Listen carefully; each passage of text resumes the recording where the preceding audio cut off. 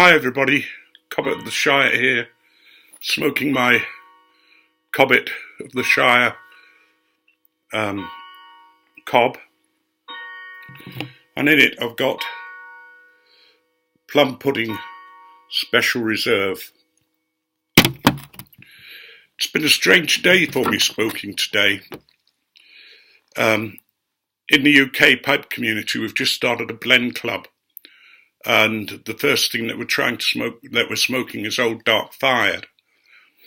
It's the first flake that I've really smoked and prepared the flake and that kind of thing and put it in the pipe.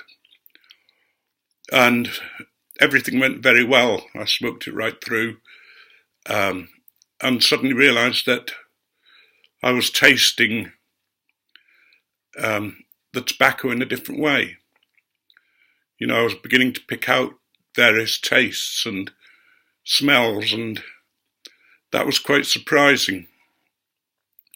So then I went on to Motto Dolce, the really nice aromatic with vanillas and that kind of thing in, and again, you know, able to pick out the various tastes and that. So I'm quite pleased with the way things are going. Hope you had a really nice new year, and that the new year brings all that you would wish for you and your family.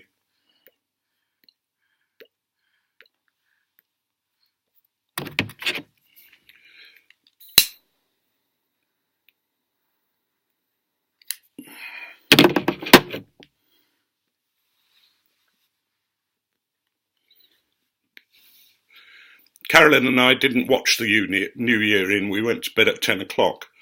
We usually do. I don't know why, because when I was younger, I used to go first footing and all that kind of thing.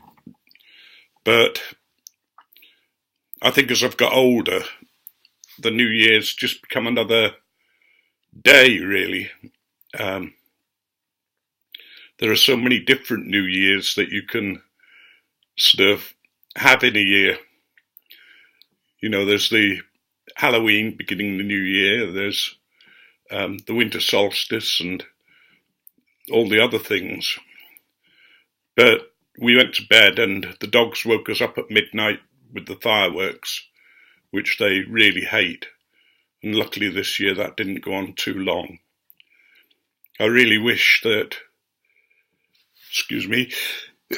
oh dear, that fireworks would be banned for home use in England, because they go off so many times a year and you wonder why on earth is somebody letting off fireworks now.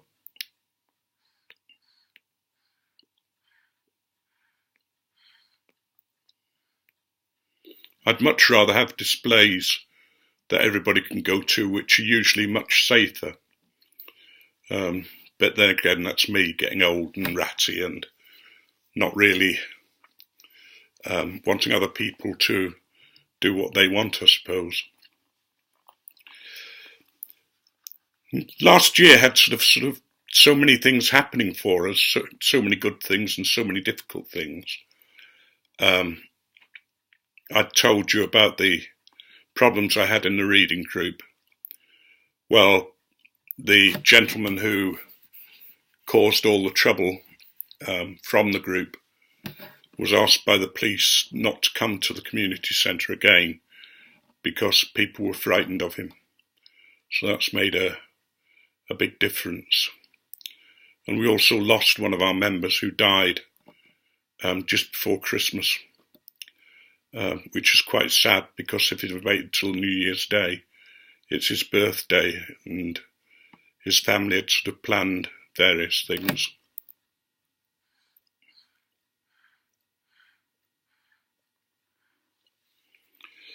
I don't make resolutions.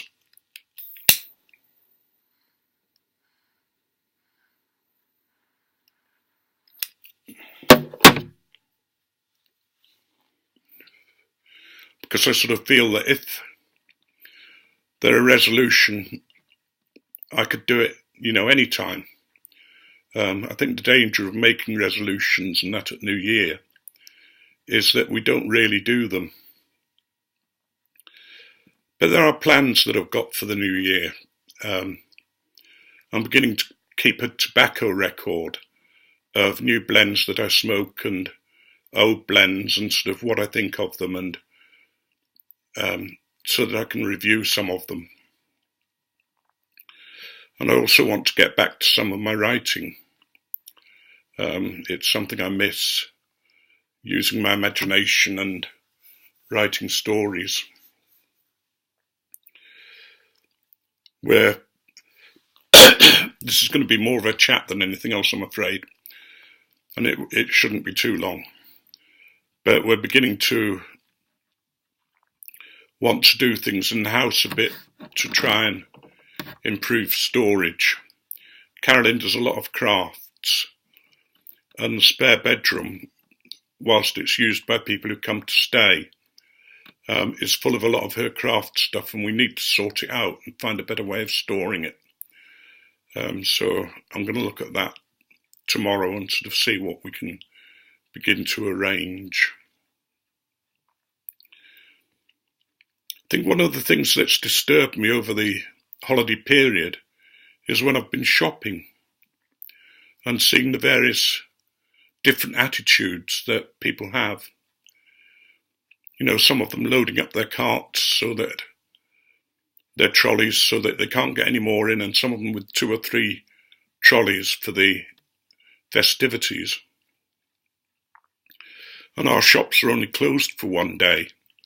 So you sort of think, you know, why suddenly the need to buy everything in the way that we're doing? And we had a sort of a buffet Christmas, and we still had a lot of things left over, even though we'd cut down this year.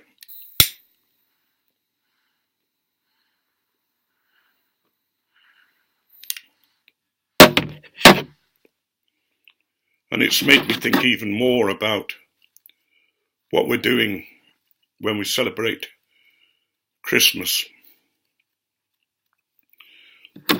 And we're talking now about cutting down even more. I don't know how that will work, but it's not that we don't want to celebrate, it's that there's just so much.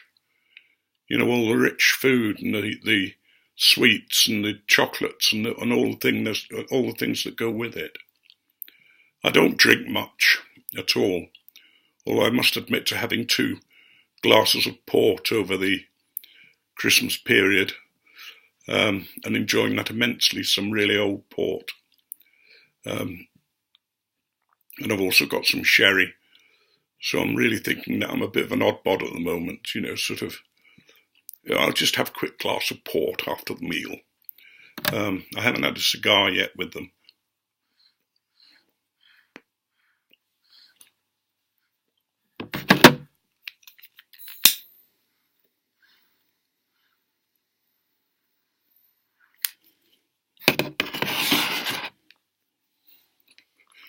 But I said about being disturbed when we were shopping by what I saw. There seemed to be so many people who were angry or sad or not really enjoying it. You know, you'd get the men who were being supposedly dragged around by their wives and complaining about wanting to go and sit in the car and that kind of thing. And I sort of thought, you know, how good it was to have Carolyn when she could go shopping with me, or when I could go shopping with her, and shopping for clothes with her, and actually picking stuff out and showing it to her, and usually she ended up buying it because it was just the right thing. I don't know what it is about men that we have to feel that we have to be manly men and seem afraid of being considered not manly. And yet when you think about it, when you're married, it's a partnership. It's something that you share. You share the good things, you share the hard things, the bad things. And, you know, when I first met Carolyn, I took her to see a tailoress that I knew, a Jewish tailoress. I didn't take her to see my mother because things with Mum were not good.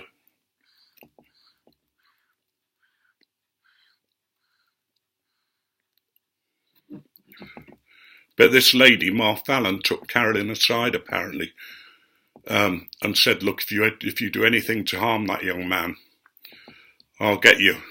But she also said to Carolyn, "Be wary that he'll do everything he can to destroy the marriage,"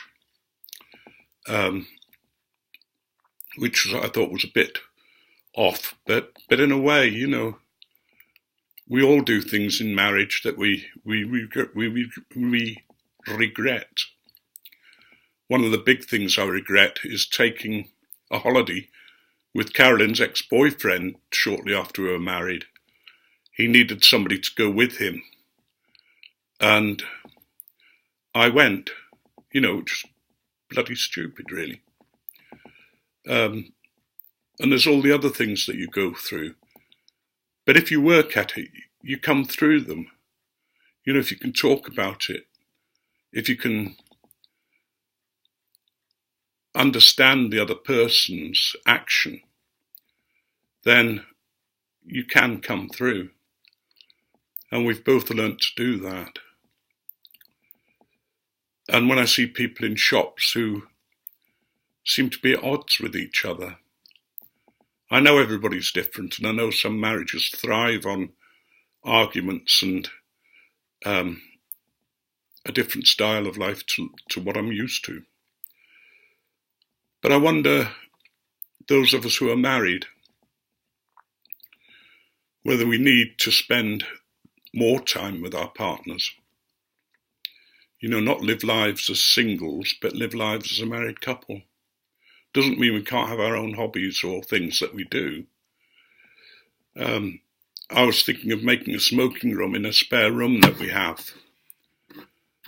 But we both realised that if I did that, I would spend most of my time in that room online, watching videos and that kind of thing and smoking. And Carolyn had been here doing her crafts. And she said, "No, I want you to smoke in here with me in the main room." So that we're sat beside each other and so that we're able to share in our different hobbies, which I think has been a really nice thing, especially now the cold weather's sort of started. And one of the things I've found is that if I open the windows on a night when we go to bed, the room's sort of refreshed in the morning. And there isn't the smell hanging around of stale tobacco and that kind of thing. Yes, there's the tobacco that I'm smoking. And I try and smoke blends that have a reasonable rum note. But even the ones that don't, Carolyn isn't too bothered about. I'm not bragging about that or saying everybody should be the same. I'm just saying that's the way it is with us.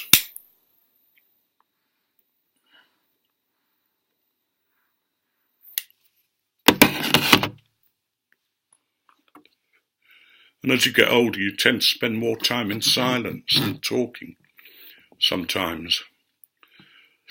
And even when you talk, you find yourself saying the same things, you know, that you say something and your partner says, "I'm about to say that," or, you know, we'll be watching on the television and we'll have the same reaction.